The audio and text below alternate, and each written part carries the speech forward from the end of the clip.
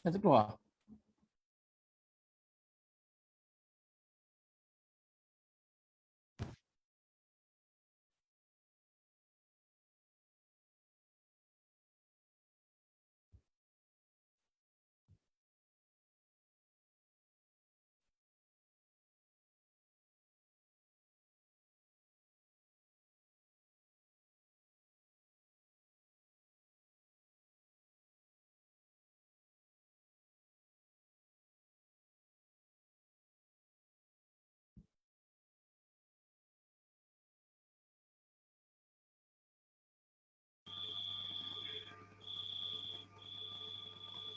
Boleh masuk tak live?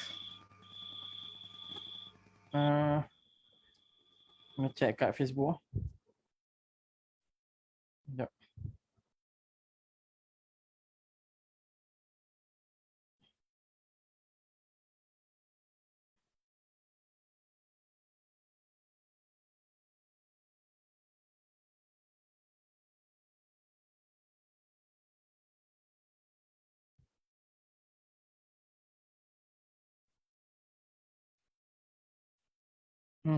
Masuk. Masuklah. Test. Testing. Testing. Testing. Test. Testing. Testing.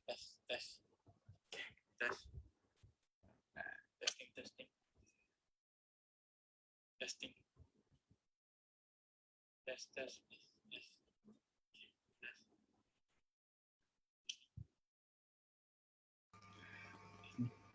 Ada masuk ni Saiful? Masuk. Sebab aku check aku punya tak masuk lagi. Dia lagging tu. Lag. Dia lag sikit. Ada masuk. Sebab aku check aku punya tak masuk.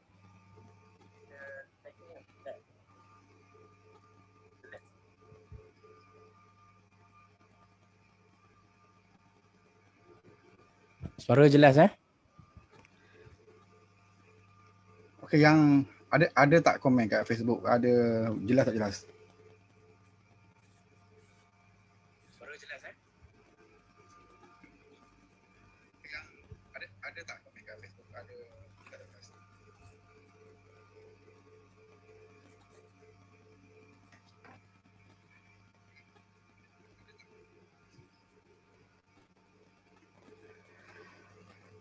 Shuliza, Liza, Siti Bra, Dul Hilman, Muhammad Saleh Hanifah, Asrawan. Ada dengar suara tak? Clear tak suara?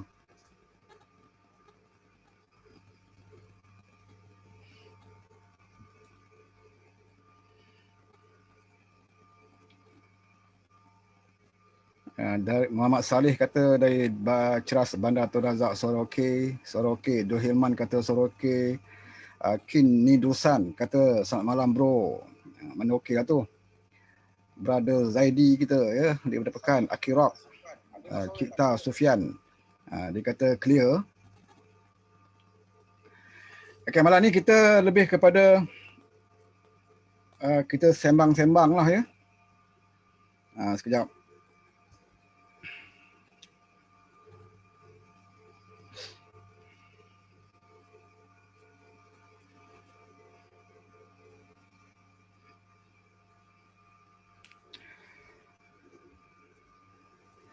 Ini kali pertama saya buat live melalui Zoom, jadi ada memang agak kena check dululah teknikal dia ni, ya.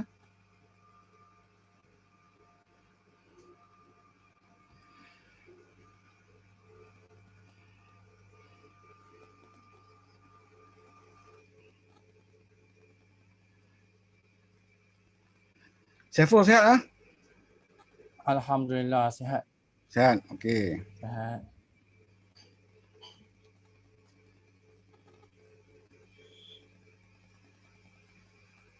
Kita kena stay at home Dah makan ke? Stay at home je. Dah makan ke? Alhamdulillah. Puasa 6 hari ni. Oh, pasal 6 alhamdulillah.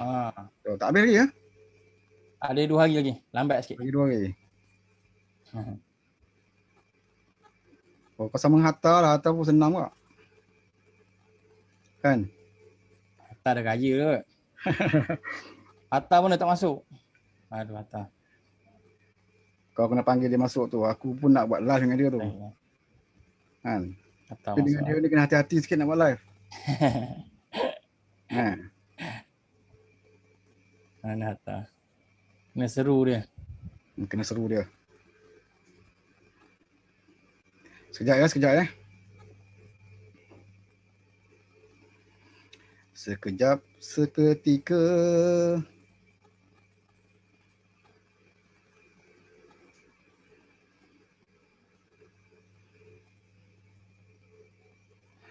Okey. Kita boleh mulalah. Ya. Assalamualaikum warahmatullahi wabarakatuh. Salam sejahtera. Masih lagi bulan Syawal. Betul ya, Saiful ya? Betul. Alhamdulillah. Selamat Hari Raya Aidilfitri. Saya ucapkan kepada semua rakan-rakan yang sempat bersama kita di live pada malam ini. Terima kasih banyak kepada yang sudi jenguk Facebook saya live malam ini. Kalau sudi-sudi tolong share. Nanti lepas ni kita nak upload kepada YouTube. Jadi bagi anda yang belum lagi subscribe YouTube saya minta kerjasama untuk subscribe supaya kita lebih banyak perkongsian apa-apa isu semasa yang boleh kita kongsikan bersama melalui YouTube dan juga di Facebook. Jadi pada malam ini kita letak topik adalah berkenaan dengan Kongres Nasional Keadilan, kerana kita menghampiri besok pagi dah bermula Kongres Nasional. Besok pagi pada 4 hari bulan 4 hari bulan hari Jumaat pagi telah pun bermula dengan Kongres Wanita Keadilan. Jadi kepada semua wanita keadilan jadi perwakilan khususnya yang telah pun berdaftar sebagai perwakilan, jangan lupa pagi-pagi lagi pukul 8 tu dah kena on Zoom. Sekarang ni Kongres melalui Zoom wanita, EMK dan juga nasional, peringkat nasional, semuanya melalui Zoom sekarang ini.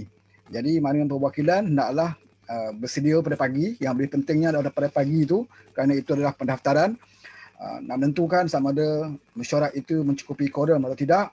Jadi pendaftaran pagi itu adalah wajib bagi setiap perwakilan. Ada link-link. Saya percaya wanita-wanita telah pun mendapat link yang diberikan sama ada melalui grup-grup perwakilan dan juga melalui ketua wanita setiap negeri lah. Ya. Jadi jangan lupa malam ni dah bolehlah belajar-belajar macam mana nak gunakan Zoom. Kerana tak semua orang yang biasa gunakan Zoom. Biasanya kalau mereka guru atau bekerja-kerja di jabatan-jabatan mungkin tidak ada masalah. Ya. Sebab dengan PKP ni, dengan COVID ni, masing-masing dah banyak menggunakan Zoom sebagai bantuan komunikasi dan juga buat kerja di pejabat masing-masing. Jadi bagi mereka yang tidak ada kerja, yang biasa duduk rumah, ya, jadi mungkin ada masalah sikit. Jadi malam ni sempat lagi lah untuk bertanya dengan kawan, ya, untuk macam mana nak buka, nanti dapat link tak tahu nak buat apa kan. Itu yang penting, iaitu pada pagi. Wanita pada pagi besok pukul 8, 8.30 tu dah boleh dah on dia punya link. Kemudian EMK. EMK pada hari Sabtu. Betul Saiful? Hari Sabtu. Betul. Hari Sabtu pagi Hari juga. Sabtu pagi. Ya betul. Sabtu pagi. Kita pun tak pasti siapa yang akan meresmikan EMK. Saya percaya mestilah wakilnya, kalau lazimnya dulu peresmiannya adalah Timbalan Presiden. Tapi Timbalan Presiden kita dah jadi pengkhianat kan. Dia tinggalkan parti. Jadi kemungkinan naik presiden paling kanan sama ada Nur Izzah ke kan. Rafizi dah berehat. Kemungkinan juga ahli-ahli MPP yang akan meresmikan Kongres bagi EMK. Dan kemuncaknya adalah pada hari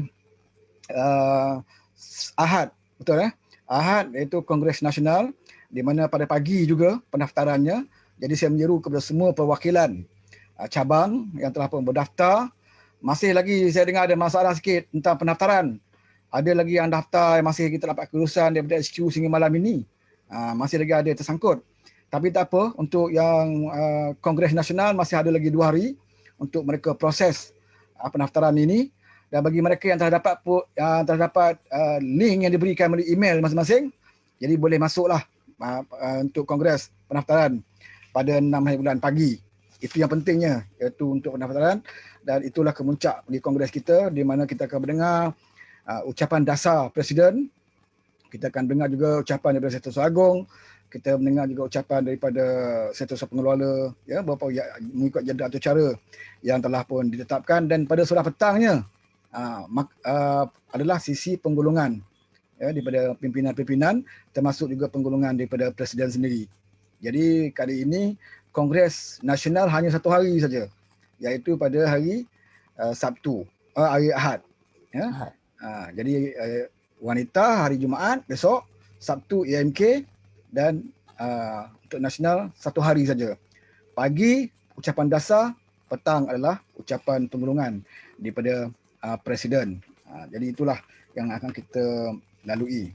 Okey, saya percaya setiap negeri telah pun menyediakan perwakilan-perwakilan masing-masing untuk perwakilan, iaitu untuk membahas usul di dalam kongres ini, termasuk juga daripada Pahang sendiri telah pun kita sedapkan pembahas yang akan membawa sama ada membahaskan usul ucapan Presiden dan juga membawa suara akar umbi di setiap cabang masing-masing lah mengikut negeri. Jadi pada pandangan Saiful, saya tanya Saiful, fungsi pembahas ini, ya, yang paling penting sekali, tugas pembahas ini adalah membahas ucapan dasar Presiden. Bermakna apa sahaja yang Presiden ucapkan pada ucapan dasarnya itu merangkumi mestinya, saya percaya merangkumi berbagai aspek, sama ada keselamatan, politik, ekonomi, sosial, dan sekarang ini kita menghadapi wabak COVID, sudah pastinya itu adalah tumpuan utama bagi ucapan dasar Presiden. Dan ucapan inilah yang akan dibahaskan oleh setiap perwakilan, ya, pembahas mewakili negeri-negeri, dan pembahas ini ada sekretariat yang telah pun memberikan garis panduan bagaimana mereka perlu berbahas di dalam kongres ini. Pada pendapat Saiful sendiri, adakah seorang pembahas itu perlu terikat dengan peraturan yang dikeluarkan oleh sekretariat, ataupun pembahas itu boleh jadikan, ya, peraturan yang diberi sebagai panduan dan mereka lebih kepada membawa suara akar umbi di setiap cabang di negeri masing-masing. Jadi pada pandangan Saiful lah, dari segi peribadinya, apakah pembahas itu perlu cakap suatu dalam perbahasan pada kongres ini nanti? Ya, terima kasih pada saudara Wan. Jadi sebelum tu saya ingin mengucapkan Assalamualaikum dan salam sejahtera, Tashanghao, Waalaikumsalam kepada semua penonton di luar sana. Jadi masih belum terlambat untuk saya mengucapkan selamat Hari Raya, masih lagi dalam bulan Syawal, dan juga selamat berlockdown lah, walaupun lockdown pintu harapan, pintu belakang masih dibuka. Jadi semoga semua penonton di luar sana berada dalam keadaan sihat dan stay safe lah. Jadi alhamdulillah, terima kasih kepada saudara Wan kerana sudi berjemput saya selaku perwakilan dan juga menjawat selaku setiausaha bagi Angkatan Muda Keadilan bagi Negeri Pahang. Jadi menjawab soalan, sebelum itu saya alhamdulillah tahun ini turut dijemput sebagai perwakilan bagi mewakili Negeri Pahang ke Kongres AMK dan juga Kongres Nasional lah pada hari Ahad.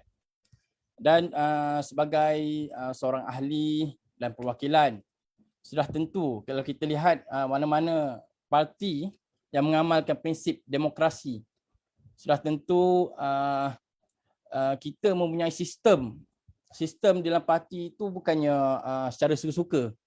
Jadi ia disebabkan oleh sistem demokrasi yang kita amalkan. Di mana saya lihat parti keadilan ini merupakan antara yang paling demokratik di dalam Malaysia ini, kerana mempunyai sistem pemilihan satu undi, satu orang satu undi.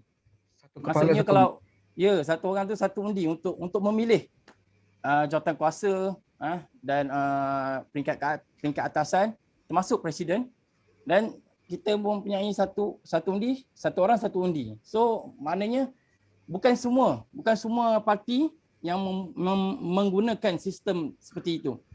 Jadi sudah tentu bagi pengamal ataupun yang mempunyai idealism dan menghormati demokrasi itu, sudah tentu kita mengharapkan supaya parti mendengar suara akar umbi dan membawa suara akar umbi ke peringkat atasan. Dan sudah tentu kongres ini menjadi medium utama untuk kita mengumpulkan pandangan, suara daripada akar umbi untuk kita bawa ke atas. Dan saya menjawab soalan saudara Wan, iaitu adakah kita ingin mengikut pihak sekretariat untuk kita berbahas untuk perwakilan yang mewakili negeri, mewakili ahli-ahli, mewakili setiap cabang. Adakah mereka ingin mengikut sekretariat ataupun mereka ingin mendengar suara hati dan suara hati dan juga usul yang telah dikemukakan oleh ahli-ahli di peringkat bawah. Dan sudah tentu saya akan memilih untuk menyuarakan suara akar umbi kerana di akhir sekali yang akan membina parti ini dan mempertahankan parti ini ialah akar umbi. Dan sudah tentu akar umbi inginkan yang terbaik untuk parti yang mereka dokong. Dan oleh itu saya berharap agar setiap perwakilan menyuarakan segala usul yang dibawa oleh setiap cabang di dalam negeri masing-masing. Okey, itu saja. Okey, jadi kesimpulannya bahawa Saudara Saiful bersetuju bahawa setiap pembahas tidak perlu terikat sepenuhnya dengan apa yang ditetapkan oleh sekretariat. Sekretariat itu berfungsi untuk panduan. Panduan, untuk melancarkan lagi kongres selagi ia tidak menyalahi undang-undang dan peraturan di dalam parti, perwakilan berhak untuk menyuarakan pendapat mereka tersendiri. Sebab setiap perwakilan difahamkan hanya diberi masa 7 minit dan tidak mudah untuk kita bercakap selama 7 minit banyak isu, ya. Tapi dalam masa 7 minit tu saya rasa agak menasabah diselitkan, dibawa juga suara akar umbi di setiap cabang di negeri masing-masing. Okey. Dan saya percaya dalam perbahasan usul yang akan dibawa oleh pembahas, minta maaf ya, ada bunyi cengkerik. Kuat ke bunyi cengkerik, Saiful? Malah ni ada cengkerik pula macam duduk lautan pula rasanya. Minta maaf lah, ada cengkerik pula kat luar tu. Cengkerik pun nak join. Cengkerik ni tak ada, dia tak terikat dengan lockdown ya. Dia keluar pula time-time macam ni. Okey, di antaranya sekarang ini adalah aspek keselamatan. Pertama, saya rasa pembahas wajib bawa isu ini sebagai satu topik yang harus dibawa di dalam kongres, iaitu aspek keselamatan. Sebab ini sekarang kita lihat negara kita lihat begitu cuai, begitu longgar bagi segi aspek keselamatan. Kalau kita lihat seperti mana bagaimana pesawat Israel masuk ke negara kita, ya, diberi kebenaran oleh pihak kerajaan dalam keadaan kita menentang rejim Israel ini, tetapi kita berikan kebenaran bagi mereka untuk menggunakan ruang udara negara kita, tidak seperti Indonesia yang terus melarangnya, yang tak membenarkan, tetapi kita memberi kebenaran. Dan lebih parah lagi, lebih kurang 10 hari selepas itu, 16 pesawat tentera udara daripada negara China telah pun menceroboh, ya, bukan kebenaran lagi, telah pun menceroboh ke ruang udara negara kita. Jadi kita lihat dalam keadaan kita menghadapi pandemik COVID, kita juga terancam dengan isu keselamatan. Jadi bagi pendapat Saiful sebagai anak muda, apakah yang Saiful rasakan kerajaan perlu buat, ya? Walaupun kita tahu kita sekarang mengalami pandemik COVID, ya, itu tumpuan utama kerajaan sekarang ini, sehingga kan buat darurat dan sebagainya untuk menghadapi, untuk mengurangkan isu ini. Tetapi kita jangan lupa, ya, isu yang paling penting adalah keselamatan negara. Jadi boleh Saudara Saiful beri sedikit komen tentang isu keselamatan ini. Okey, menjawab soalan saudara Wan, selaku anak muda, ni sebenarnya banyak isu-isu yang menjadi kerisauan pada kami anak muda, antaranya isu pekerjaan, isu graduan menganggur, isu pembelajaran, dan kos sara hidup yang tinggi, Dan bermacam lagi kita punya permasalahan kita di peringkat bawah ini. Memandangkan negara kita sekarang sedang dilanda wabak COVID, ditambah lagi kita sedang di kerajaan yang menjaga kita ini seolah-olah telah gagal untuk melakukan yang terbaik bagi rakyat. Kita lihat bagaimana kebanyakan PKP dan juga lockdown dan juga sebarang langkah-langkah untuk mengatasi COVID ini seolah-olah tidak memberi suatu kesan. Kita tak nampak kita sedang dalam jalan keluar daripada pandemik COVID ini jika dibandingkan dengan negara luar. Dan tidak ketinggalan, anak muda ni biasanya kurang cakna mengenai keselamatan ni. Sebab kita orang ni memang jiwa muda kan, kita tak fikir jauh. Kita tak nampak ancaman-ancaman keselamatan ni. Tapi sejak semenjak ini kita melihat dan saya rasa selaku anak muda walaupun kita tidak berfikir jauh tetapi kita cenderung untuk kita mendapatkan info dengan lebih cepat sebab kita mempunyai teknologi, kita mempunyai media sosial yang mudah menyampaikan maklumat. Jadi saya pun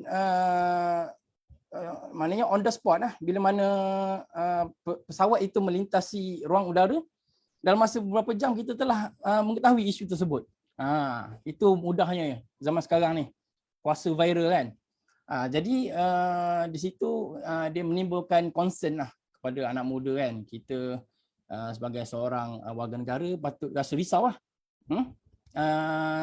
di sebalik kelantangan kerajaan, terutamanya parti-parti kerajaan, saya malas nak sebut, yang melaungkan Melayu Islam, yang lebih melaungkan tu sehingga sanggup tu nak boikot Israel, nak hantar kita punya tentera pergi ke Israel sana. Tetapi bila mana pesawat itu melintasi ruang udara kita seolah-olah terkedu, diam, senyap, membisu, tak ada keluar statement langsung. Saya pun pelik. Saya pelik kenapa ini berlaku. Kenapa adakah kita ni sekadar hipokrit? Adakah kita ini hipokrit melaungkan sekadar di dalam negara saja, di media sosial kita melaungkan. Tetapi bila mana Israel itu datang kepada kita, atas kepala kita, atas kita punya serban kita ni, atas kita tengok ada Israel, tanpa ada sedikit pun statement keluar. Bayangkan kalau peristiwa itu berlaku sekarang ni di bawah kerajaan PS, agak Saudara Saiful apa yang berlaku? Rasanya memang saya rasa tu padang bebuk tu tak cukup, tak muat padang bebuk tu. Kebetulan Menteri Pengangkutan adalah Anthony Loke daripada DAP. Mereka akan macam-macam lah bayangkan penjual pesawat Israel yang kita selama ini kita anggap sebagai musuh utama kita. Kita tidak ada hubungan diplomatik pun dengan Israel sebenarnya. Betul. Jadi macam mana kita boleh berikan kebenaran, restu untuk mereka gunakan ruang udara kita. Lalu kat Putrajaya pula tu kan, nak menuju ke Singapura. Jadi nampak jelas bahawa kita memang kerajaan yang orang tak lagi hormat, kita tidak ada lagi maruah dan kita tidak ada daulat. Ini antara daripada kerajaan yang begitu lemah sekali. Itu yang amat saya kesalkanlah. Sekurang-kurangnya sekiranya kita ini memang tidak berupaya untuk melawan, tidak mempunyai aset ketenteraan yang begitu hebat, sekurang-kurangnya kita mengeluarkan statement, memberikan amaran kan. Tetapi langsung tiada. Begitu juga dengan China, kerajaan China dia menghantar pesawat, tapi alhamdulillah kita berjaya menghalang dan setelah ditekan oleh Datuk Seri Anwar Ibrahim untuk mengeluarkan statement amaran, akhirnya pada malam itu juga Menteri Luar iaitu Datuk Seri Syamuddin mengeluarkan statement yang memberi amaran lah supaya tidak melanggar. Kalau kat negara luar ni usahakan masuk ruang udara, lalu kat sempadan tu pun mereka dah mulai attack lah. Ya, betul. Kalau kita tengok negara lain dekat sama ada di sepadan lautan atau udara, ya, bila tidak ada keizinan apatah lagi setelah diberi amaran. Saya difahamkan 16 pesawat itu telah pun diberi amaran oleh menara kawalan, ya, untuk mereka berhubung, tetapi mereka tidak melayaninya, bermakna ada sesuatu yang mereka nak sembunyikan. Apatah lagi yang datang itu 16 pesawat itu bukannya pesawat komersial, tetapi pesawat tentera yang penuh dengan peralatan-peralatan elektronik dan sebagainya. Ini sebenarnya amat serius kalau kita lihat. Dan saya harap perkara ini juga disentuh oleh perwakilan, walaupun isu ini isu baru, tetapi mesti disentuh oleh perwakilan di dalam kongres ini. Kerana menunjukkan bahawa Parti Keadilan memandang serius aspek keselamatan. Ya. Dan di antara lain kita kena ingat bahawa dalam ATM ini, kuasa pemerintah tertingginya adalah Kebawah Duli Yang Maha Mulia Yang di-Pertuan Agong. Dia adalah Field Marshal bagi ATM. Ya. Jadi bila isu ini meletus, isu keselamatan ini dilihat begitu cuai dilakukan oleh kerajaan, pada pendapat Saiful, apakah wajar Kebawah Duli tuanku membuat tetah ataupun apa saja sebarang tindakan yang perlu dilakukan oleh Yang di-Pertuan Agong agar dapat mengingatkan kerajaan, ya, untuk menjaga keselamatan negara ini. Pada pandangan Saiful bagaimana? Saya melihat isu ini sebenarnya dia kembali semula kepada cara pentadbiran kerajaan yang ada sekarang. Saya melihat menteri-menteri yang berada dalam kerajaan sekarang ini seolah-olah kelam kabut, tidak tahu di manakah skop kerja mereka. Kalau kita lihat Menteri Pertahanan Ismail Sabri Yaakob, kenapa Menteri Pertahanan dibiarkan untuk memberi ucapan setiap hari, perutusan setiap hari berkenaan dengan COVID, sedangkan beliau mempunyai tugas yang lebih penting untuk menjaga keselamatan negara. Disebabkan itulah kita lemah dalam mempertahankan negara. Sampai orang keliru mana satu Menteri Pertahanan, mana satu Menteri Kesihatan sekarang ni. Ya. Soalnya tengok Ismail Sabri hari-hari duk cerita tentang berapa orang mati hari ni, berapa kes baru sebagainya. Dalam keadaan yang sama, musuh masuk lalu atas kepala dia tak sedar. Betul. Ini yang kita kesalkan. Adakah kita perlukan Dr. Adham Baba untuk bercakap soal pertahanan? Kita nampak kat sini berlaku cacah marba lah. Saya lihat rakyat ini telah menerima new norma, norma baharu. Tetapi saya tak nampak menteri-menteri ini memahami apa itu new norma ataupun norma baharu. Sepatutnya bila norma baharu ini mereka sepatutnya lebih proaktif. Sebab kita tahu kita dalam keadaan krisis. Kita berada dalam krisis. Satu dunia berada dalam krisis. Dan kita perlukan menteri-menterinya cekap. Bukannya menteri-menteri yang menghilangkan diri, yang makan gaji buta, yang pergi melancong, yang pergi membuat pembedahan untuk kurus. Ada persidangan menteri-menteri luar pun dia tak datang, dia hantar wakil je. Ya, betul. Persidangan kalau tak silap hari itu untuk persidangan untuk Israel lah. Untuk Israel dan Palestin. Menteri-menteri luar ya. Dia hantar wakil je, dia tak serius sebenarnya. Ya, betul. Kenapa ini berlaku? Kan? Dan saya melihat bila mana kelemahan, bila mana kerajaan ini sudah tidak mampu dan tidak berfungsi untuk melakukan tugas-tugas yang sepatutnya dilakukan oleh mereka, saya kira sudah tiba masanya untuk Yang di-Pertuan Agong campur tanganlah dalam situasi ini, sebab kita inginkan yang terbaik untuk negara kita, dan selaku rakyat di bawah negara di bawah pemerintahan Yang di-Pertuan Agong, patut mohonlah kita semua mohon supaya Yang di-Pertuan Agong melakukan sesuatu untuk membetulkan kembali keadaan ini. Lambat laun kita akan semakin teruk. Kita bukan menuju ke terowong, ke pintu keluar. Kita tak nampak lagi cahaya keluar tu. Kita berada ke kegelapan, kita semakin ke dalam.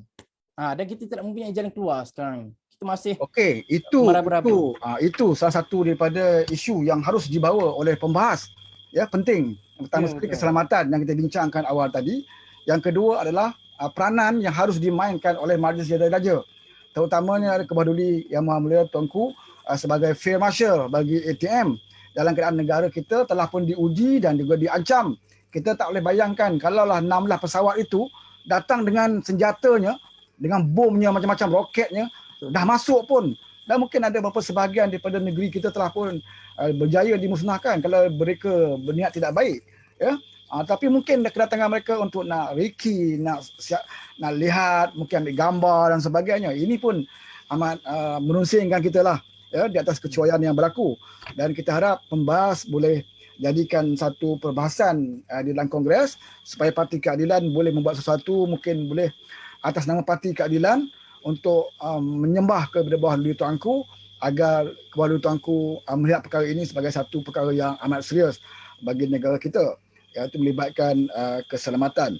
Okey, selepas kita bicara tentang keselamatan, kita juga menghadapi masalah yang sering selalu diucapkan oleh Presiden Datuk Seri Anwar Ibrahim, boleh kata setiap hari dalam live-nya bercerita tentang pandemik COVID, ya. Masalahnya, bagaimana mengatasinya dan juga bagaimana dari segi pembekalan vaksin dan sebagainya. Banyak keterisan, banyak berlaku-laku kelemahan di dalam proses ini. Jadi ini juga kemungkinan akan menjadi satu perbahasan yang difokus kepada pembahas-pembahas dalam Kongres ini. Jadi bagi Saiful, dalam pandemik COVID ini, Saiful rasa apa yang rasa tak kena, ya, selain daripada Saiful sebut tadi tentang pintu depan, pintu belakang, ya.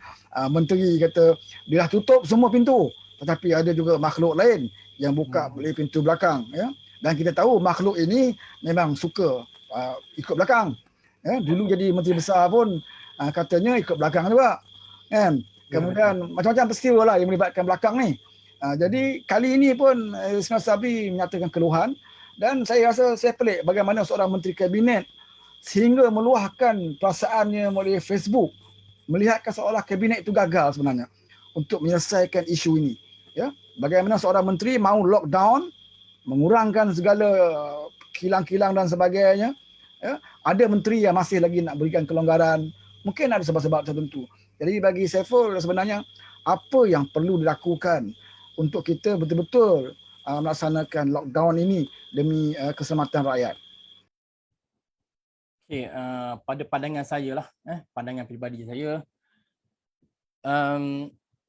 kita perlu memandang serius dalam isu COVID-19 ini. Kita melihat bagaimana struggling, kerajaan ini struggle untuk berdepan dengan wabak COVID-19 ini.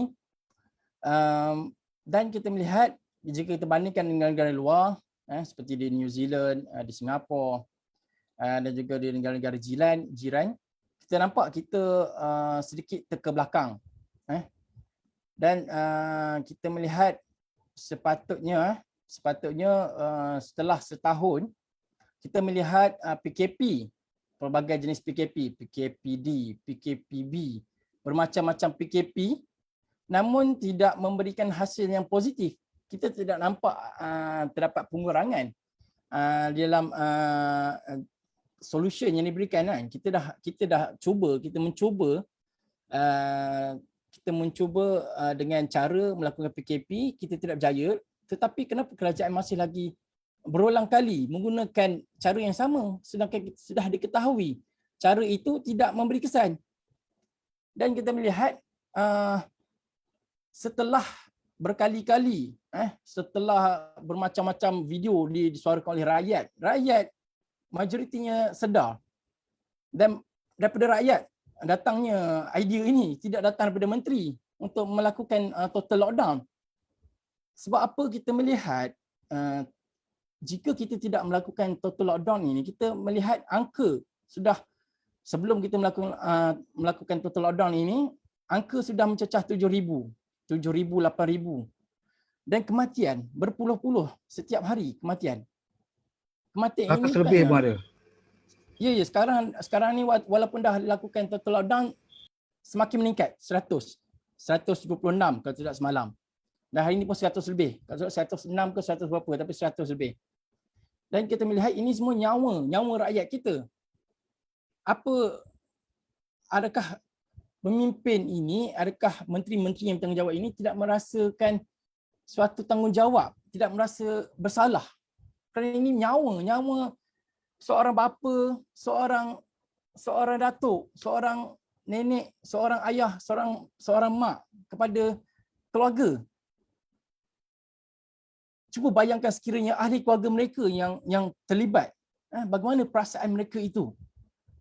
Tidak dapat untuk bersama di sayang-sayang akhir. Ini adalah rakyat, tanggungjawab kerajaan untuk menjaga nyawa rakyat. Itu keutamaan yang paling utama.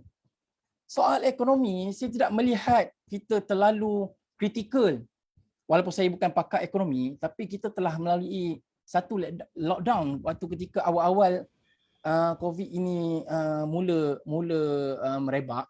Yang kedua, kita minta lockdown sepenuhnya pun bukan lama. Untuk beberapa minggu saja tutup. Biar kita Lockdown, susah seketika. seperti bulan Mac itu kita lockdown untuk sampai sebulan pun, sebulan kan kita lockdown. Dan mungkin kali ini kita just perlu 2 minggu je, ataupun minimum 14 hari kan. 14 hari untuk kita kurangkan kes.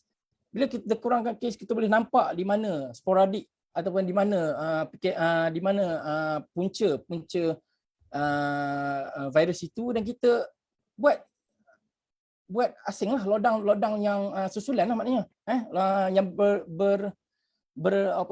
bersasar lah maknanya. Tapi yang pentingnya disebabkan kita telah berada dalam situasi yang kritikal, kita tak mampu untuk kontrol lagi. Wabak tu telah merebak terlalu cepat, dan even hospital tidak lagi mampu untuk menanggung pesakit-pesakit ini. Jadi sebab itu kita perlukan total lockdown. Dan apabila kita suarakan total lockdown, kerajaan mendengar. Ini maknanya mereka ini mendengar.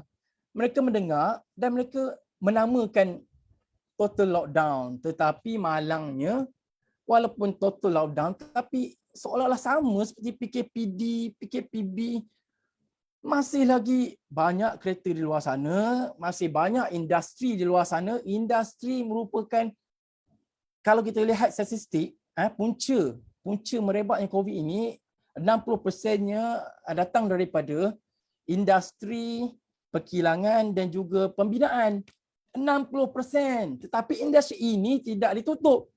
Malangnya rakyat di bawah yang kerjanya, dan juga peniaga-peniaga kecil yang kerjanya freelance, ekonomi gig, kebanyakannya anak-anak muda. Mereka ini yang terkesan bila mana PKP ini dijalankan begitu lama, melebihi 1 tahun. Dan kita lihat ada peringkat yang terlepas, macam dulu kita tengok pusat judi di Genting. Sampai nanti tak tahu pusat judi itu beroperasi sehinggalah ada viral, barulah nak tutup. Serupa juga dengan kilang arak, masih lagi operasi, tapi bila dah viral baru arahan ditutup. Jadi nampak sangat seperti setiap kali kerajaan bertindak ni adalah kerana rakyat kena bagi tahu. Rakyat kena tunjuk kerajaan, bukannya kerajaan yang memantau. Kalau kita melihat dulu waktu zaman Datuk Seri Najib, saya pernah ingatlah Datuk Seri Najib pernah mengungkapkan kerajaan sekarang ini government know best, dah lama berlalu, maknanya kerajaan perlu mendengar suara rakyat waktu tu, tapi waktu tu dah terlambat. Beliau terlambat mendengar suara rakyat dan rakyat telah menghukum beliau. Tetapi yang saya melihat pada situasi kerajaan PN ini pula, mereka bukan sekadar mendengar suara rakyat, mereka melepaskan kepada rakyat. Rakyat yang kena bagi tahu baru dia nak buat. Rakyat yang kena bagi tahu mereka. Maknanya dia tidak ada macam seolah-olah kabinet tu tidak berfungsi. Menterinya paling ramai dalam sejarah. Tapi saya tak tahu menteri apa yang dia bincangkan dalam mesyuarat kabinet. Betul. Dan mungkin dia orang just ambil gambar, makan gaji. Kita tak tahu. Tapi seolah-olahnya kita perlu ibarat pahat dan penukul. Sekali kita ketuk, masalahnya kita nak ketuk tu perlu ketuk kuat-kuat, barulah berjalan.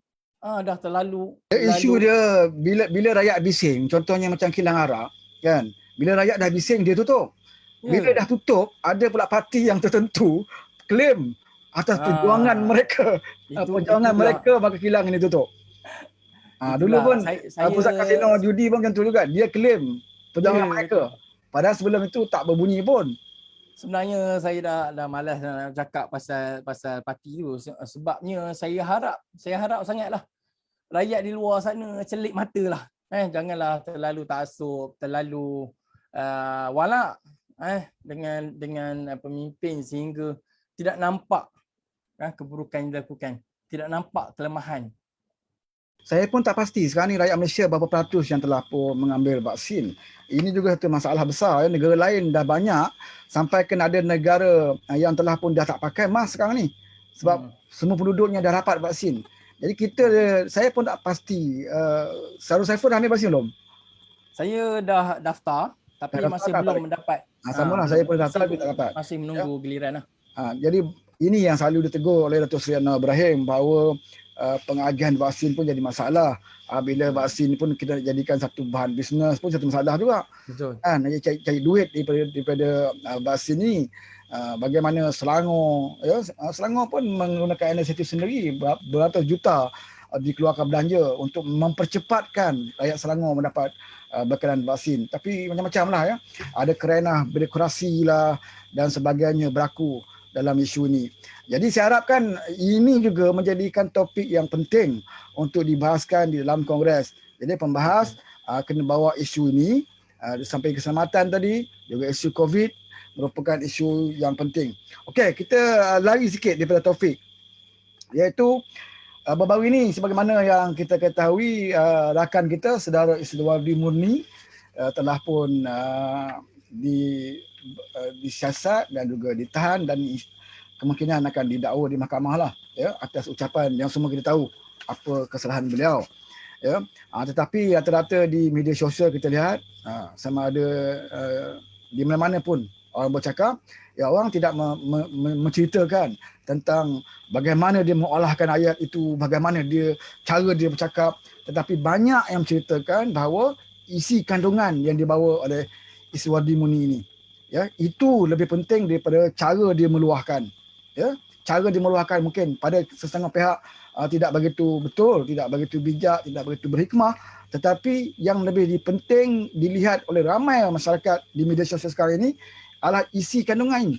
Ya, apa yang diluahkan oleh Saudara Murni. Ya, cara dia bercakap itu mungkin sebab emosi, terlalu marah, dan bukan beliau seorang yang marah. Ya, cuma beliau ada kelebihan untuk bercakap di media sosial, boleh buat live dan sebagainya. Bagi orang kampung di luar sana, mereka mungkin lebih pada tu, lebih pada tu daripada Iswardi, tapi mereka hanya boleh mampu bercakap di warung-warung kopi atau bercakap dengan kawan-kawan sajalah. Ya. Jadi kita kena akui bahawa memang ramai rakyat marah dalam keadaan sekarang ini, apatah lagi tidak nampak dilihat, ya, cara usaha untuk menangani masalah yang berlaku sekarang ini. Jadi bagi saya, dalam parti keadilan khususnya, ya, kita nak lihat bahawa parti keadilan ini bukanlah parti yang hanya membiarkan setiap aktivis, ya, yang kita kenal. Aktivis ini menghabiskan masanya, menghabiskan tenaganya, menghabiskan waktu dan juga wang ringgitnya, bahkan wang ringgitnya hanya untuk membawa agenda perjuangan dalam parti ini, khususnya perjuangan reformasi. Ya, celik je mata dia akan bercakap tentang perjuangan reformasi.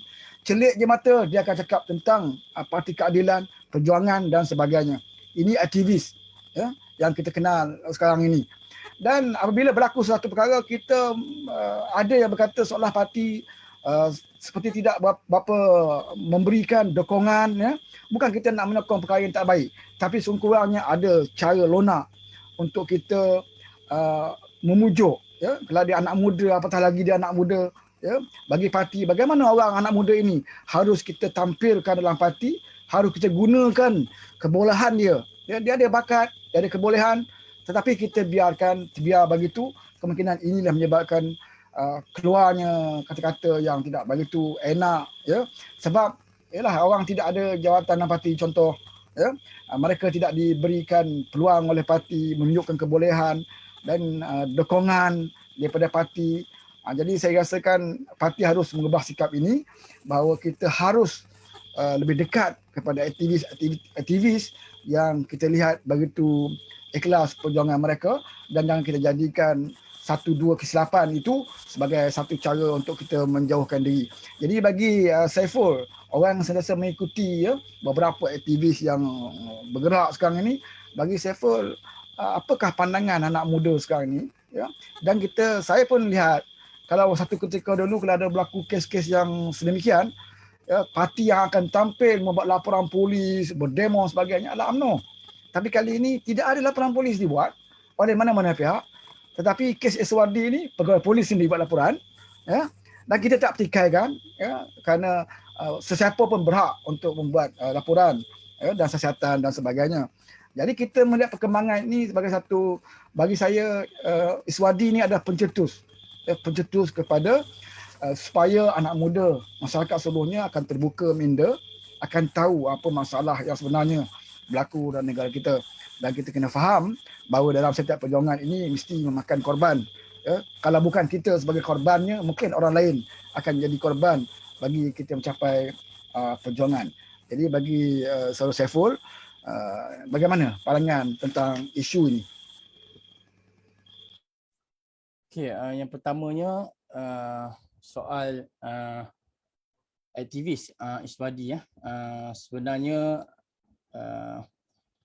Iswadi ini, saudara Iswadi ini, beliau merupakan sekadar ahli bagi Parti Keadilan Rakyat, dan kita melihat memang benar ada kekasaran ataupun ada terlebih namanya, terlebih dalam berkata-kata. Tetapi jika dilihat pada keseluruhan ucapan beliau, beliau ini sebenarnya saudara Iswadi ini, apa yang saya kenal beliau ini bukannya terlalu aktif, maksudnya tidak aktif di dalam parti di peringkat atasan, tapi beliau lebih aktif di dalam NGO, dan beliau layak digelar sebagai aktivis. Sebagaimana di peringkat akar umbi lah. Ya, di peringkat akar umbi. Dan bukan followernya bukannya fully ahli keadilan. Ya. Saya lihat ada yang tidak, yang bukan ahli, bukan ahli keadilan, tetapi mereka suka dengan ucapan, idealism dan juga buah fikiran yang disampaikan oleh Iswadi Murni setiap kali beliau melakukan live. Jadi saya rasa sebenarnya ia tidak memberi kesan yang besar kepada Parti Keadilan, dan disebabkan oleh itu Parti Keadilan tidak perlu terlalu berkasar dalam mengeluarkan statement. Cukup sekadar menjarakkan diri dan mengatakan bahawa itu adalah pandangan pribadi beliau. Dan tidak perlu dikaitkan dengan parti. Jadi saya rasa komen daripada Presiden Sri saya nampak lebih bijak dan lebih ya, betul. Dan sebegitulah watak Datuk Seri Anwar Ibrahim. Cuma jangan ada yang kata orang tu lebih sudu pada kuah. Ya, betul. Datuk Seri Anwar Ibrahim sendiri begitu cermat dalam mengeluarkan statement beliau, ingin menjaga hati kedua-dua belah pihak kan. Tetapi janganlah pula ada yang di bawah ini yang cuba untuk memecah belahkan ahli dalam parti itu sendiri. Kadang-kadang kita ini dah lama berjuang ataupun baru berjuang, tetapi kita tidak memahami atau kita tidak menghayati perjuangan itu sebenarnya. Sebagai itu pun adalah salah satu punca kita berlaku perselisihan faham dan juga berlaku pergaduhan dan tidak puas hati antara satu sama lain. Jadi itulah pendapat saya. Ia perlu diatasi dengan cermatlah untuk isu tersebut. Dan yang sama sebenarnya bukannya Iswadi, mana-mana pemimpin pun sebelum ini semua alami benda yang sama. Datuk Seri Anwar Ibrahim berapa kali pun dituduh sebagai menghina raja, tidak hormat raja, sampai ke peringkat pernah mendesak supaya Datuk Seri Anwar pulang ke balik pingat Datuk Seri dia, Datuk dan sebagainya. Kita pernah dengar dulu.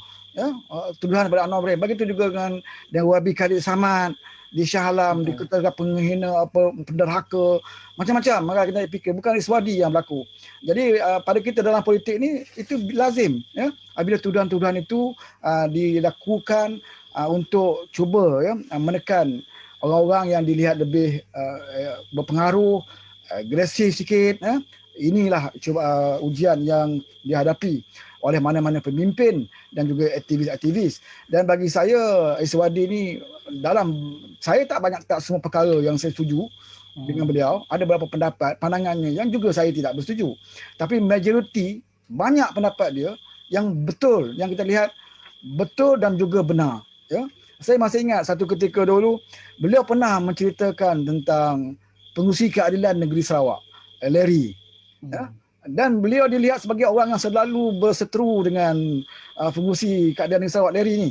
Dan adalah tuduhan mengatakan Iswadi ni memang tak suka pada Larry pasal Iswadi tidak ada jawatan dalam parti di Sarawak. Ya, sebab itu dia marah dengan Larry. Tapi bukan itu isu dia. Iswadi menyebut, ya, beberapa perkara yang pada Iswadi, Larry ni orang yang bukan sebenarnya berjuang dengan parti dengan betul-betul dengan roh perjuangan. Dan akhirnya apa yang Iswadi sebut itu betul. Di mana Larry akhirnya keluar dan khianat, meninggalkan kita dalam keadilan. Jadi banyak perkara yang Iswadi sebut itu ada kebenaran dia.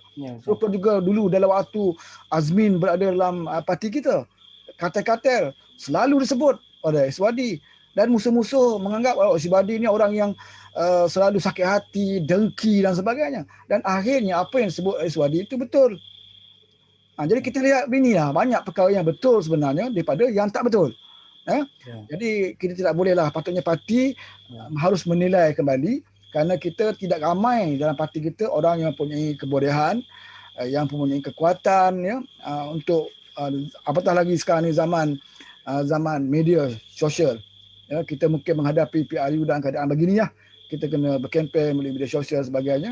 Jadi kalau kita ada aset ataupun ada beberapa ahli kita yang berkebolehan, ini harus kita jaga betul-betul, dan kalau ada kesilapan kita perbaiki, jangan kita menjauhkan diri. Ini yang kita maksudkan. Dan saya melihat mengenai kes saudara Iswadi ini, saya melihat ini adalah suara rakyat. Suara rakyat. Kita melihat bila mana orang tu terlibat dengan politik, kita kadang-kadang kita ni pemikiran kita, okey, dia ni orang politik, memanglah dia cakap macam ni, kan?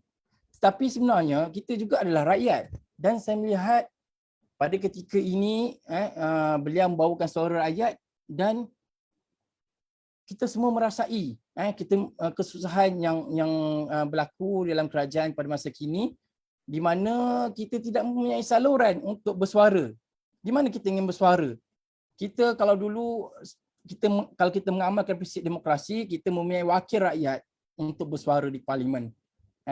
Dan even pembangkang, pembangkang ini merupakan suara yang menjadi check and balance untuk membetulkan kesilapan kerajaan. Tetapi bila mana pintu ditutup, parlimen ditutup, kerajaan digantung, dan darurat dilakukan, tidak mempunyai pilihan, kita tidak mempunyai akses untuk kita menyuarakan pendapat kita. Jadi jika beliau menyuarakan pendapat beliau di dalam Facebook, dalam media sosial, dan meluahkan perasaan, ini menunjukkan bahawa bukan beliau seorang sahaja yang menyatakan demikian, yang merasai denyut nadi rakyat tersebut. Maknanya ramai lagi seperti beliau yang mengalami dan memahami situasi yang berlaku. Dan kalau kita lihat, bukan Iswadi saja, kalau kita lihat live yang selalu dibuat oleh Pak Mus kita, ya, Pak Mus, Syed Shah, dan Pak Mus, saya selalu ikuti live beliau, buat panggilan telefon, di mana orang lain akan buat panggilan, ya, meluahkan perasaan, sehingga kan ada yang buat panggilan menangis-nangis.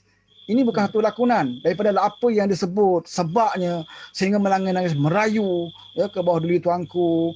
Ini di antara yang kita boleh dengar sendiri rintihan daripada rakyat-rakyat bawahan ini. Ya, kebanyakan mereka yang tidak ada pekerjaan tetap, kemungkinan orang yang jadi cikgu tak apa, dia duduk di rumah, dia lockdown di rumah pun dia ada gaji. Ya, bagi mereka-mereka yang tidak ada pendapatan, yang susah. Ya, yang macam mana kita tahu, setiap kali Pak Mus bersiaran, kita dengar sendiri, setiap panggilan semua menyatakan kesusahan, penderitaan mereka yang dialami pada waktu ini. Jadi apa yang disebut oleh Suwadi itu bukan satu perkara yang dia ada-adakan, bukan satu propaganda, dan ianya ada satu benda yang nyata. Di mana saja medium bercakap tentang pandemik yang berlaku sekarang ini, situasi yang berlaku ini, semua menyatakan rasa susahnya ya rakyat Malaysia. Jadi saya rasakan bahawa ada tuduhan mengatakan Iswadi ni nak cari nama dalam parti, nak jadi hero dan sebagainya. Ini bukan masalah isu hero. Ya, kalau nak jadi nama dalam parti, saya rasa mungkin cara lain boleh buat, ya, cara mengampu pimpinan, membodek pimpinan. Saya rasa itu salah satu jalan dia, bukan cara ambil satu langkah yang akhirnya menyusahkan diri beliau sendiri. Ya, bukan tidak susah, ya, beliau terpaksa dibawa ke lock up, ditahan 1 hari 2 hari, meninggalkan keluarga, isteri, anak-anak, ya. Dan terpaksa juga cari lawyer dan sebagainya. Ini bukan yang diinginkan oleh Suwadi sebenarnya, tetapi terpaksa dilalui demi untuk menyatakan suara rakyat, kerana tak semua rakyat mampu untuk menyatakan seperti mana yang beliau nyatakan. Jadi saya harap di dalam kongres ini juga perkara ini harus ditekankan, ya, oleh mana-mana pembahas yang nak memberitahu kepada pimpinan dalam parti kita supaya janganlah sesekali kita memandang sebelah mata kepada mana-mana pejuang, aktivis-aktivis, ya. Contohnya seperti Iswadi, jangan kita cepat nak menghukum, jangan kita cepat menilai hanya 1-2 kesalahan yang dilakukan, tetapi kita membutakan mata atas perjuangan, banyak lagi perjuangan yang berjaya membantu kita.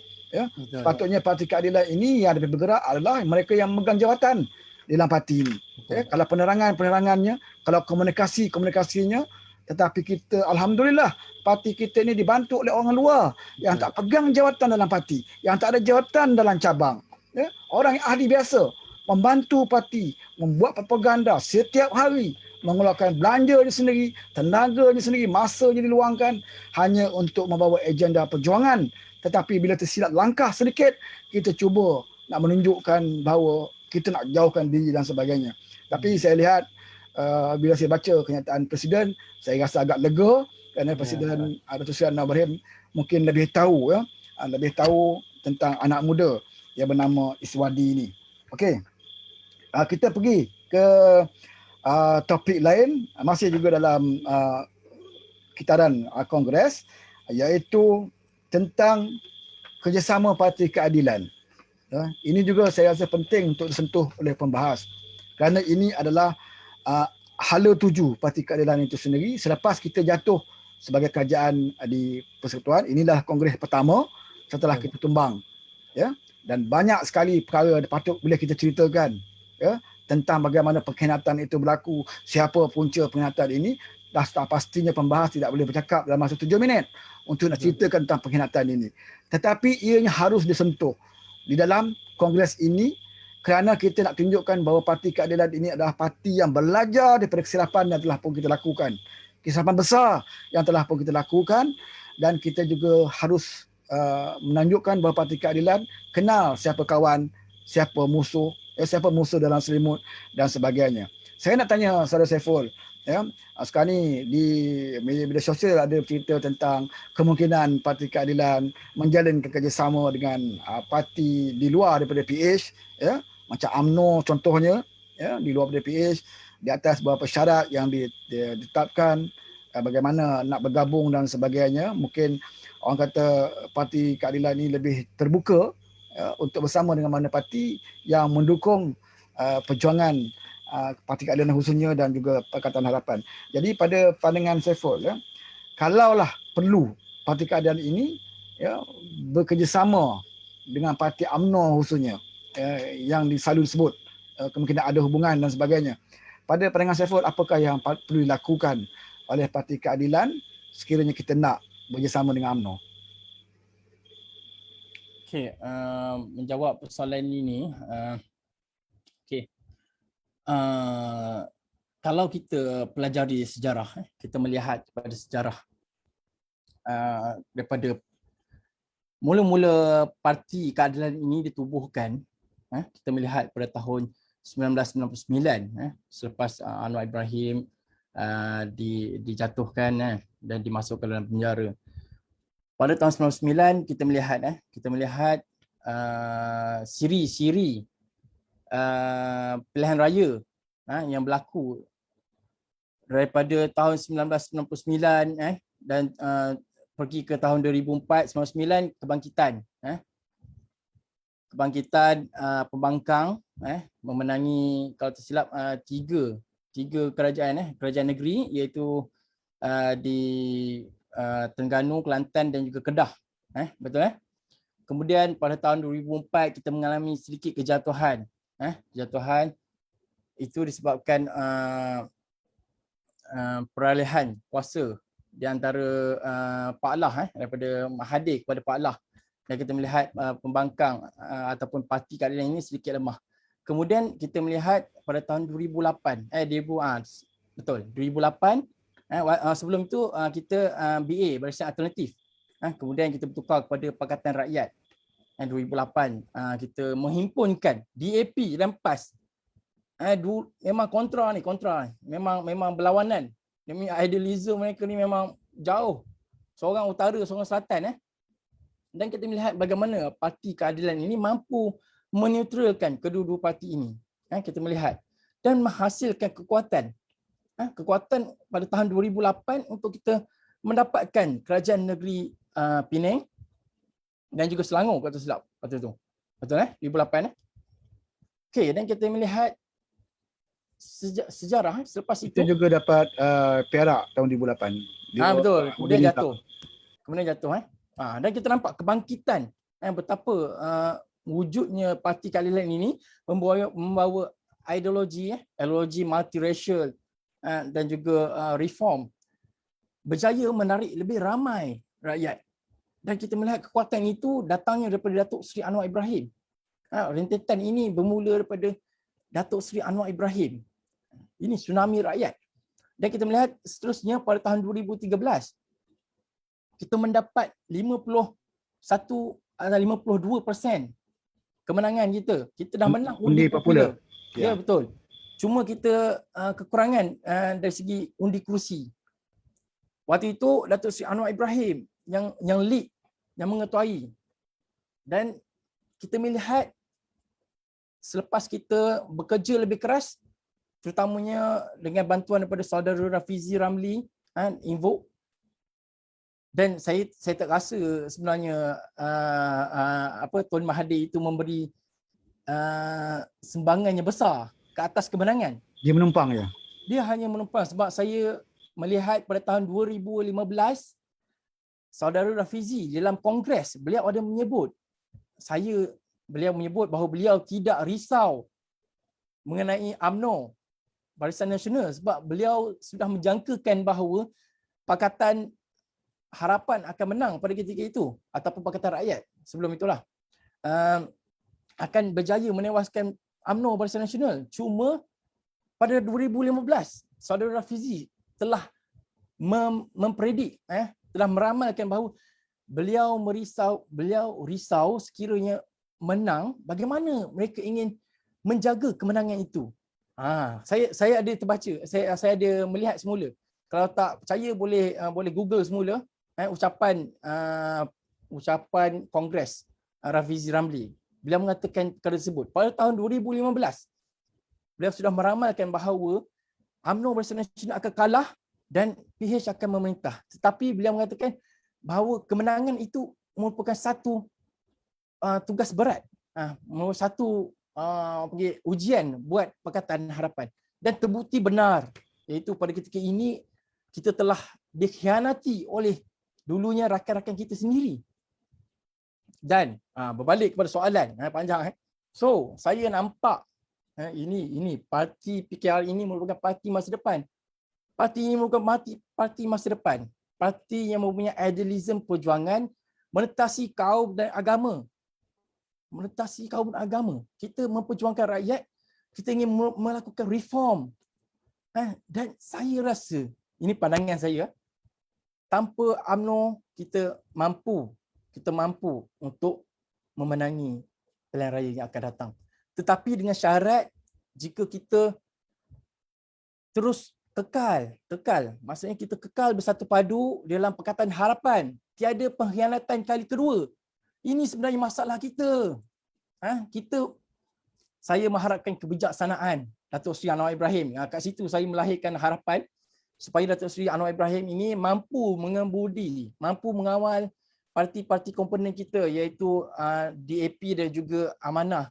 Saya merayu kepada sahabat-sahabat Amanah dan juga DAP, tolong lupakan pejuang, lupakan Tun Mahathir yang sememangnya tidak memberi nilai tambah. Saya melihat artikel baru beberapa hari atau baru sekejap tadi, Mahathir mengatakan bahawa PH ini bukan beban. Beliau tak nak bekerjasama dengan PH kerana PH ni beban kerajaan PH yang lepas. Tanpa rasa bersalah bahawa beliau sebenarnya merupakan Perdana Menteri ketika itu. Beliau yang meletak jawatan. Beliau yang menjadi driver. Beliau yang menentukan hala tuju.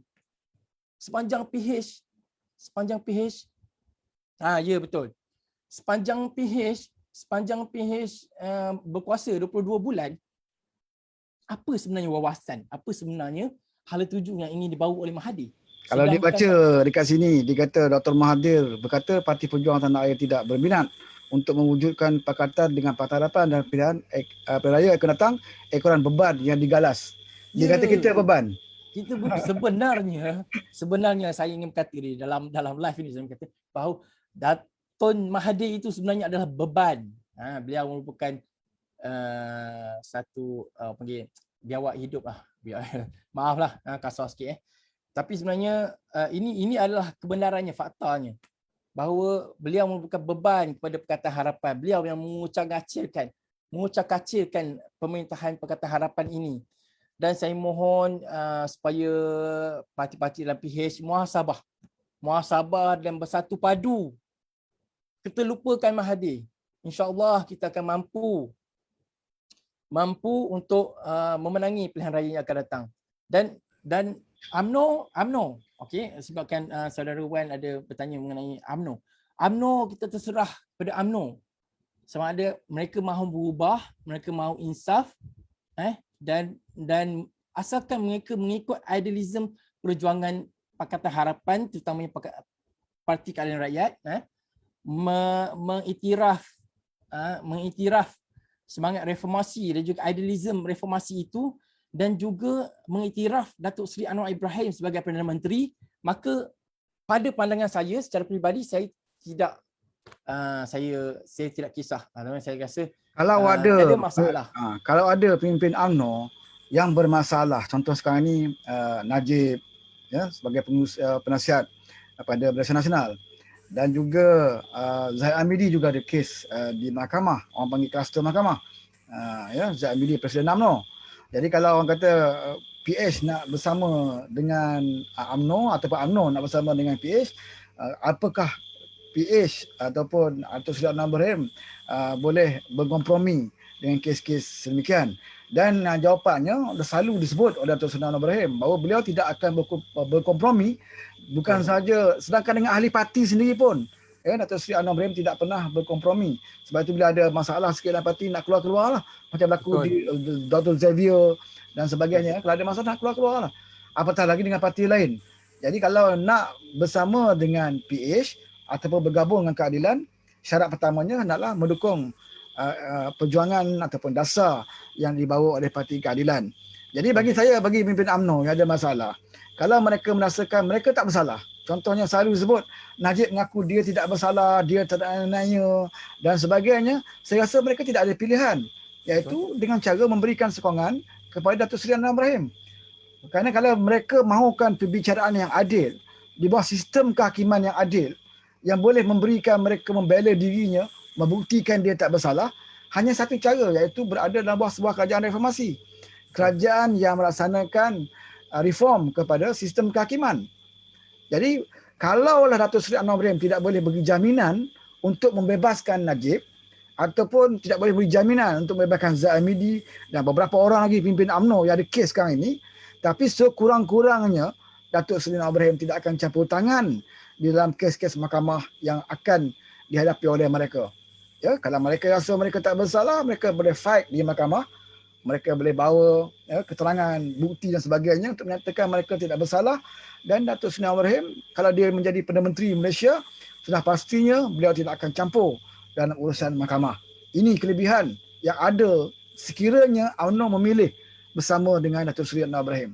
Tetapi kalau mereka mengharapkan Muhyiddin sekarang ini untuk memberikan balas ihsan supaya membebaskan mereka, saya rasa tak mungkin. Silap-silap lagi mereka tunggu satu persatu pemimpin UMNO akan dibawa oleh Muhyiddin. Sekarang ni kita tengok Tajuddin pun kena, selepas kena letak jawatan, kena bawa ke SPRM. Nah, sekarang ni kita tengok berapa orang pemimpin UMNO diperlekehkan, dibuli. Datuk Ismail Sabri sendiri sebagai Menteri Kanan. Dia naik presiden UMNO. Naik presiden UMNO, bagaimana dibuli oleh seorang yang bernama Azmin yang hanya jawatan dia apa dalam Parti Bersatu. Jawatan dilantik. Bagaimana tidak langsung ada hormat kepada Ismail Sabri yang mempunyai ahli parlimen UMNO yang paling ramai berbanding dengan Parti Bersatu itu sendiri. Jadi sebenarnya, nampak jelas bahawa UMNO hanya melukut di tepi gantang, berada dalam kerajaan PN. Jadi saya rasa kalaulah UMNO membuat keputusan untuk bersama dengan kita, di bawah kepimpinan diterjui oleh Datuk Seri Anwar Ibrahim, jangan pula letak syarat. Kalau nak sama dengan PKAD, Najib kena jadi Perdana Menteri semula. Kan? Jadi kalau macam tu lupakan sajalah. Kalau nak bersama dengan kita, harus terima kepimpinan Datuk Seri Anwar Ibrahim, yang harus kita berikan jaminan kepada mereka bahawa segala kes mereka bukan lepas, tetapi segala kes mereka akan diadili dengan seadil-adilnya di bawah sistem kehakiman yang telus, sistem kehakiman yang tidak akan dicampur tangan lah. Ini maksud saya. Ada apa lagi tambahan daripada Saiful? Okey, sebenarnya saya tidak ingin cakap panjang lah berkenaan parti lain kan, selain daripada parti PKR. Tetapi saya mengikuti perkembangan politik dalam UMNO sendiri. Dan kalau kita melihat, kita tak perlukan seorang penganalisis politik untuk melihat situasi yang berlaku dalam UMNO. Pasca kekalahan UMNO di dalam PRU 14, kita melihat sebenarnya UMNO ini, maaf jika ada yang tersinggung, tapi kita melihat sebenarnya UMNO ini telah rosak hingga ke akar umbi. Dulunya perjuangan untuk Melayu kan, perjuangan untuk pembebasan kemerdekaan Melayu kan, untuk kesatuan Melayu. Tetapi ianya bermula daripada zaman Mahathir sendiri sebenarnya kan. Kerosakan itu bermula bila mana rasuah politik wang bergelumang dengan politik wang ini menyebabkan mereka walaupun ramai, tetapi ramai mereka itu disebabkan oleh mempunyai fulus atau mempunyai ganjaran, imbuhan. Tiada ahli yang benar-benar berjiwa untuk perjuangan, tetapi lebih kepada untuk mendapatkan projek, mencari duit, mendapatkan pekerjaan, mendapatkan jawatan, pangkat. Dan bila mana jatuhnya UMNO itu pada PRU 14, automatik mereka telah hilang sumber pergantungan, sumber kekuatan, iaitu kekuasaan dan duit dan wang itu mereka hilang. Sekelip mata mereka hilang, menyebabkan mereka ini berpecah. Mereka terpana ataupun terkejut. Yang selama ini setiap bulan, setiap tahun duit masuk ke dalam parti dan ke dalam akaun parti, tetapi tiba-tiba hilang semuanya. Yang tinggal hanyalah Pahang dan juga Perlis. Negeri yang tidak memberikan sumber kewangan yang terlalu besar. Jadi di situ bermulanya perpecahan di dalam UMNO. Dan saya tak jangka sekiranya PRU diadakan, UMNO akan bertambah kukuh. Kita melihat bagaimana Bersatu ini cuba untuk mensabotaj UMNO. Cuba untuk menghajik UMNO. Pemimpin-pemimpin atasan, presiden, penasihat, siapa lagi? Yang di atas tidak diberikan timbalan, even timbalan pun tidak diberikan jawatan di dalam kerajaan PN sekarang. Yang diberinya Ismail Sabri, Hishamuddin. Yang Hishamuddin tidak bertanding pada pemilihan yang lepas. Dan membantu Tun Mahathir dalam mencari ahli parlimen untuk Jadi melompat. broker untuk lompat. Broker. Kan? Kita ingat bagaimana waktu zaman PH meminta berpuluh-puluh ahli parlimen melompat masuk ke dalam Bersatu. Kenapa?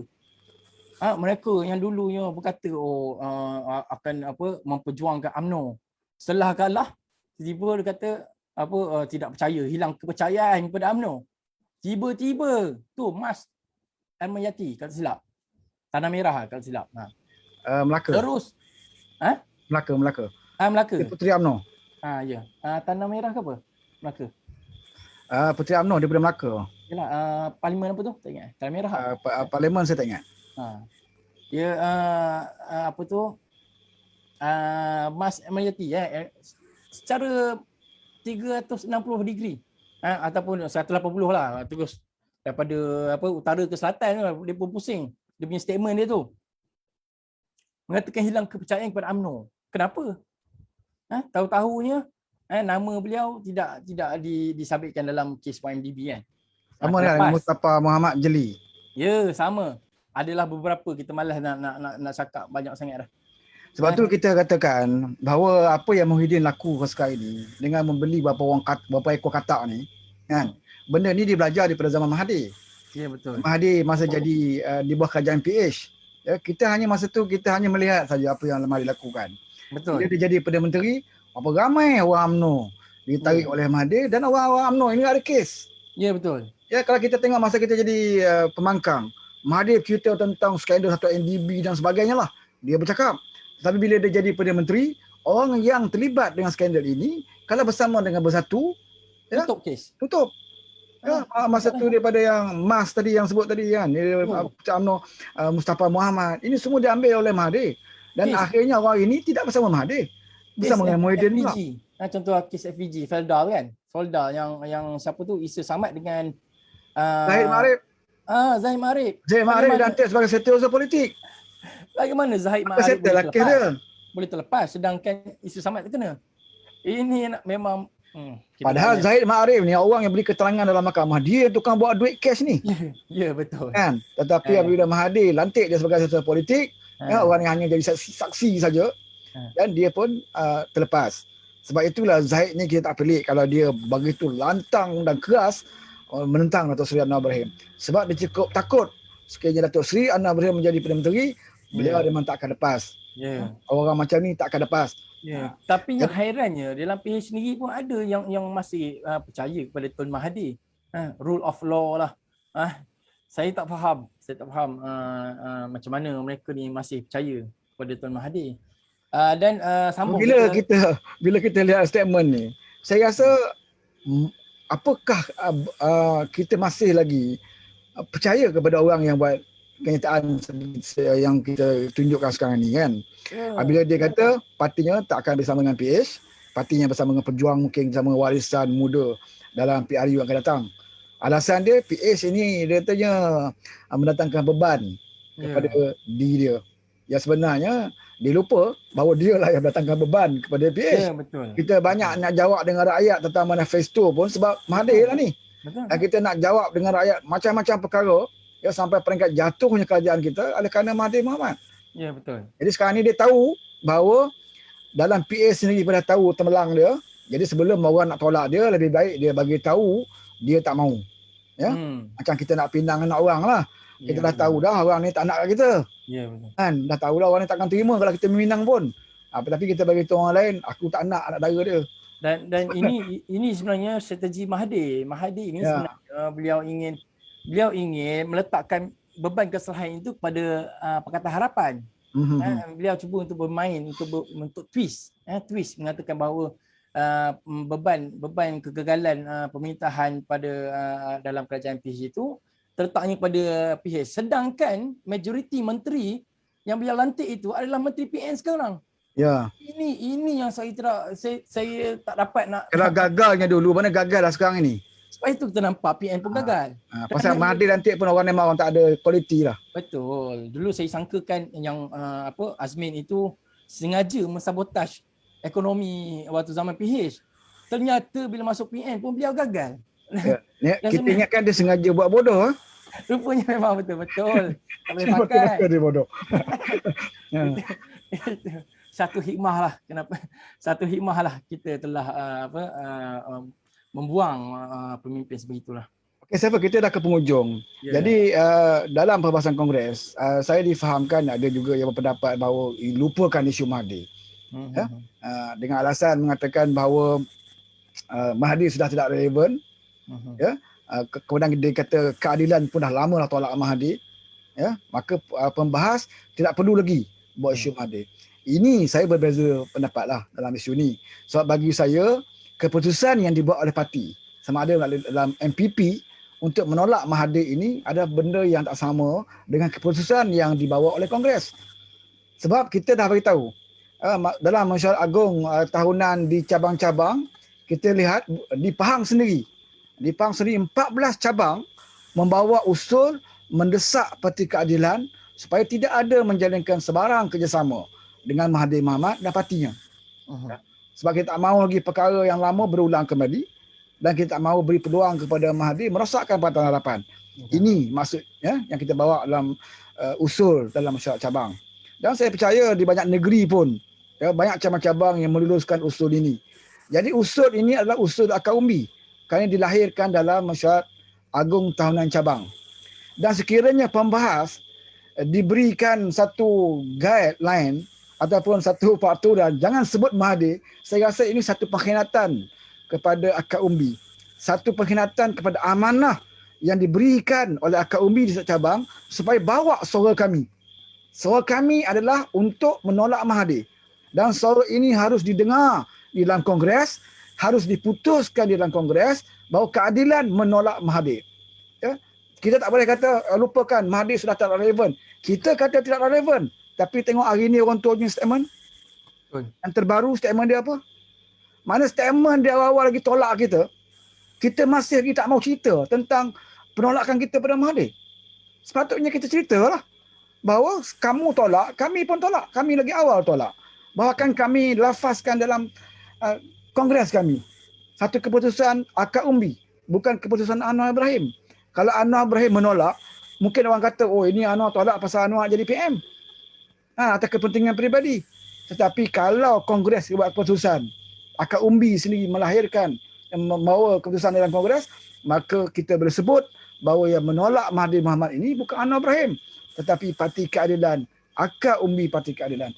Jadi saya rasa kepada pembahas-pembahas yang mungkin ikuti siaran kita live, ya, walaupun diberikan guideline, garis panduan di dalam perbahasan mereka, saya minta dan saya merayu agar mereka tidak melupakan sama sekali usul ataupun suara daripada akar umbi. Ya, ini amanah yang akar umbi berikan kepada kamu untuk nyatakan suara mereka. Kerana tak semua orang boleh bercakap dalam Kongres. Tak semua perkara semua orang boleh cerita dalam Kongres. Kamu diberikan amanah sebagai pembahas mewakili negeri, kamu harus bawa suara daripada cabang-cabang di setiap negeri. Ya, kalau tak sampai lama pun ceritalah seminit dua. Ya, nyatakan juga, desak juga parti di hadapan pimpinan-pimpinan parti. Masa bila lagi kita nak bercakap depan presiden, depan naib presiden, ahli MPP dan sebagainya. Ya, kita tak mahu parti kita hanya dikawal oleh ahli Majlis Pimpinan Pusat saja. Ya, kalau keputusan Majlis Pimpinan Pusat, contohnya dia kata tolak Mahathir ni Majlis Pimpinan Pusat dah buat awal lagi. Majlis Pimpinan Pusat punya keputusan boleh berubah bila masa. Hari ini dia buat keputusan tolak, mungkin dekat pilihan raya nanti dia kata, oh tak apalah Mahathir ni dah, dia pun pembangkang juga, kita terimalah dia juga. Dia boleh berubah. Tetapi kalau Kongres buat keputusan, nak ubah balik keputusan yang diputuskan oleh Kongres, kita kena ada satu lagi Kongres khas. Kan? Jadi inilah kekuatan Kongres dan inilah kekuatan Parti Keadilan di mana Anwar selalu sebut bahawa suara akar umbi itu hendaklah kita dengar. Ya? Jadi kalau dah presiden kata macam tu, tak maulah kalau ada pimpinan lain menyekatnya, daripada disuarakan, ya.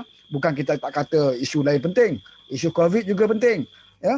Isu ekonomi juga penting, tetapi yang lebih pentingnya adalah kita belajar daripada pengkhianatan, ya. Kalau kita tak sebut tentang pengkhianatan ini, tak sebut tentang musuh-musuh kita yang telah menjatuhkan kita, bermakna kita tak belajar daripada apa yang telah berlaku. Okey, sebelum saya nak tutup, ini saya nak minta Saiful ulas sikit, ya. Adakah Saiful bersetuju supaya semua pembahas, ya, mesti sentuh tentang usul daripada cabang supaya menolak kerjasama dengan Mahathir Mohamad ini, ataupun lupakan saja, Mahathir dah tak relevan, ya. Kita biarkan saja dia berlalu, kerana kalau kita sebut namanya dia akan glamour dan sebagainya, ya. Jadi pada pandangan Saiful bagaimana?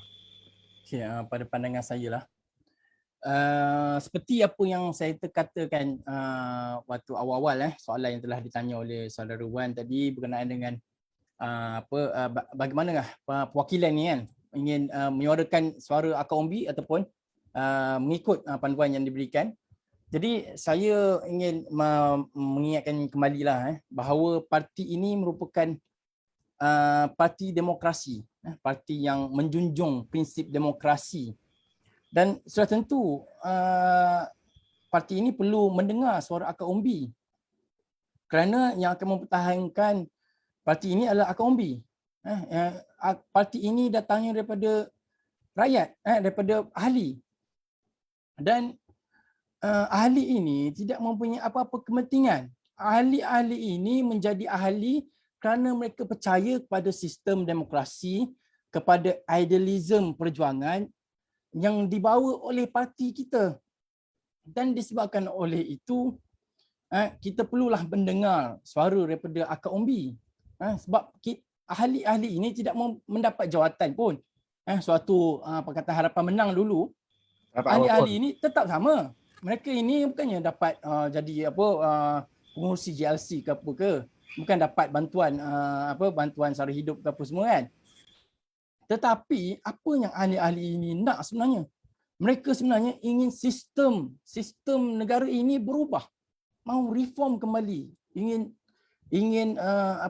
sistem pentadbiran yang lebih sistematik, yang lebih tiada ketirisan, tiada rasuah, inginkan sistem dua parti yang lebih berteraskan idealism, berteraskan check and balance, berteraskan kemakmuran rakyat, membicarakan mengenai rakyat, bukan yang membicarakan hidup Melayu, hidup Islam, tapi sebaliknya melakukan yang sebaliknya kan, demi kepentingan peribadi mereka. Jadi kita melihat ahli-ahli ini sebenarnya yang mendukung parti. Mereka tiada kepentingan, tapi mereka ingin menyuarakan.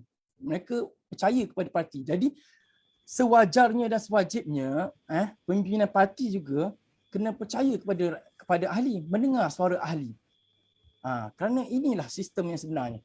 Dan oleh itu saya ingin menyeru kepada perwakilan-perwakilan, suarakan. Kita sudah ditunda, kita punya kongres tahun lepas tidak diadakan sebab oleh COVID.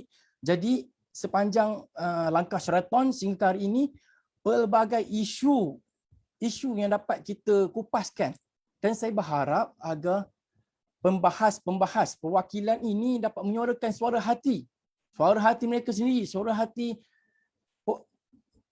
cabang yang diwakili oleh mereka, dan bukan hanya menurut kata-kata daripada pihak atasan.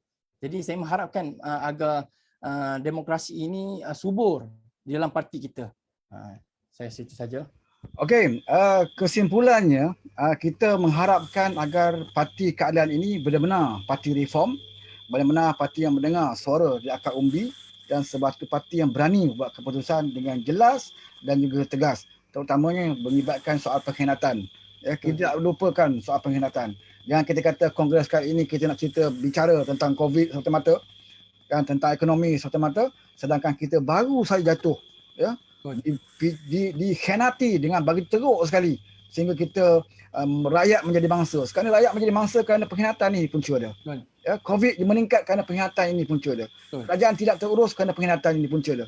Jadi punca ini harus kita ceritakan dalam kongres, harus kita bagi tahu kepada kepimpinan, kita harus tolak pada semua pengkhianat-pengkhianat dan bapa segala pengkhianat ini.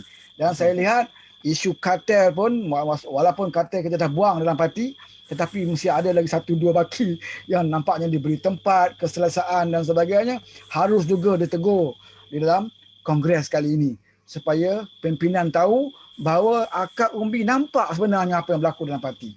Akar umbi tahu sebenarnya dan keadilan ini apa kelemahan yang berlaku sehinggakan pengkhianat mengambil peluang daripada kelemahan yang kita ada. Kita tak mahu lagi ya bila kita menjadi kerajaan ataupun kita parti kita sekarang ini akan terus ya dikhianati oleh daripada dalam kita sendiri. Kalau daripada luar itu biasa ya. Kalau kita diserang oleh UMNO, diserang oleh PAS, itu kita boleh hadapinya dengan mudah kerana kita dah biasa berperang dengan mereka. Tetapi dalaman ini susah ya. Kerana kita nak berdepan dengan musuh dalam selimut ni amat sukar sekali. Sebab itu kita kena belajar dari pengalaman dan pengkhianatan ini. Sebab itu saya tidak bersetuju sama sekali dan saya menentang keras sekiranya ada arahan kepada perwakilan jangan sebut isu Mahathir, jangan sebut isu pengkhianatan dan sebagainya, fokus kepada COVID. Bagi saya isu pengkhianatan inilah ibu segala-gala yang berlaku, permasalahan yang berlaku pada negara kita hari ini. Dan kita harus tegas, jadilah sebuah parti yang akan selepas kongres ini dihormati oleh parti-parti yang lain. Ya. Orang tak mau dengar cerita dalam kongres, sepanjang kongres cerita pasal COVID semata-mata, kerana Anwar pun setiap hari live cerita pasal COVID. Ya. Semua tahu tentang masalah COVID, semua tahu tentang vaksin, semua tahu tentang ekonomi dah teruk, semua tahu tentang pengangguran dan sebagainya. Ya. Yang orang nak tahu sekarang ni apakah tindakan pegangan ataupun prinsip Parti Keadilan dalam menghadapi orang yang khianat ini. Adakah kita masih lagi terbuka? Apakah kita masih lagi berlapang dada? Apakah kita masih lagi tidak belajar daripada apa yang telah kita lalui selama ini? Jadi saya harapkan kita lihat, ya, kita lihat dalam kongres nanti, saya akan lihat, kita akan sama-sama lihat sama ada betul atau tidak parti ini benar-benar parti reform yang membawa suara akar umbi. Kerana kita tahu sekarang ini akar umbi memberitahu kepada kita supaya bawa suara mereka untuk nyatakan kepada pimpinan bahawa parti ini tidak ada lagi, ya, tidak mahu lagi bersama dengan puak-puak pengkhianat ini, terutamanya puak-puak Mahathir Mohamad. Ya, seperti mana jelas pada hari ini pun yang terbaru statement yang beliau keluar, ego, sombongnya tak habis-habis, maka Parti Keadilan harus tegas dalam menghadapi orang seperti ini. Ya, jadi saya mengucapkan terima kasih kepada Saiful, lebih kurang 1.5 jam juga kita bersiaran. Ya, jangan saya 1 jam saja. Tapi tak apalah, sesi sembang-sembang. Jadi terima kasih banyak. Kita mungkin akan bertemu lagi di dalam topik-topik yang lain. Terima kasih juga kepada rakan-rakan. Ya, hari ini ada live juga. Malam ni ada live baca Yasin yang dianjurkan oleh BIPA. Anwar Ibrahim juga ada live. Banyak live malam ni. Jadi yang sempat bersama kita mengucapkan terima kasih. Dan yang tak sempat bersama kita boleh tengok dalam YouTube channel saya yang saya akan mungkin upload kemudian. Yang penting maklumat itu sampai, dan yang paling penting sekali, ya, selamat berkongres kepada semua perwakilan, selamat berbahas kepada semua pembahas-pembahas. Jangan lupa kepada agenda kita, agenda reformasi. Jangan lupa kepada amanah yang diberikan oleh akar umbi. Jangan hanya kita melaksanakan tanggungjawab sekadar melepas batuk di tangga, bercakap habis begitu saja. Dan habis kongres kita kembali seperti biasa, ya, tidak apa keputusan yang kita buat, dan kita hendaklah menunjukkan parti ini benar-benar parti reform, benar-benar parti yang bersedia untuk menjadi kerajaan selepas PRU yang ke-15 akan datang. Sekian, wabillahi taufiq wa hidayah. Wassalamualaikum warahmatullahi wabarakatuh. Saiful ada? Sorry? Saiful ada apa? Last? Maksudnya semua dah disebut oleh saudara Wan, dan saya ingin mengambil kesempatan inilah untuk mengucapkan selamat berkongres kepada semua ahli dan juga perwakilan yang bakal bertemu di Kongres Nasional pada hari Ahad ini. Semoga dengan kongres yang dilakukan ini kita akan mendapat banyak input dan juga output yang akan kita gunakan untuk kita membantu rakyat di luar sana. Itu saja daripada saya. Okey, sekian, wabillahi taufiq wa hidayah. Assalamualaikum warahmatullahi wabarakatuh. Selamat malam. Selamat malam.